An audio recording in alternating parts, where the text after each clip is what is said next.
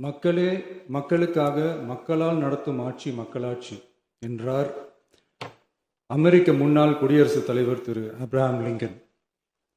இன்றைக்கு அமைந்துள்ள மக்களாட்சி மலர்வதற்கு மக்களிடம் உள்ள பெரும் எதிர்பார்ப்பு, அவர்களுடைய எதிர்பார்ப்புகளை இப்பேரவையின் கவனத்திற்கு கொண்டு வந்து அதனை செயல்படுத்துவதற்கான திட்டங்களை, சட்டங்களை அமல்படுத்த வேண்டிய பொறுப்பு இப்பேரவைக்கு உள்ளது. அதிகமான மக்கள் அதிக நன்மைகளை இந்த ஆட்சி காலத்தில் நன்மை பெற்றுள்ளார்கள் என்கிற வகையில் நம்முடைய செயல்பாடுகள் அமைய வேண்டும்.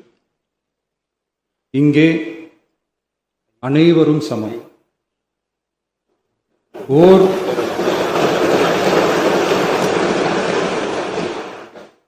ஓர் உறுப்பினரை கொண்ட கட்சிகள் இங்கே இடம் பெற்றிருந்தாலும் அவர்களுடைய கருத்துகளுக்கும் அதிக எண்ணிக்கை பெற்ற தமிழக வெற்றிக் கழக உறுப்பினர்கள் தெரிவிக்கும் கருத்துகளுக்கும் சமமாகவே மதிப்பளிக்கப்பட்டு நல்லவை ஏற்கப்பட்டு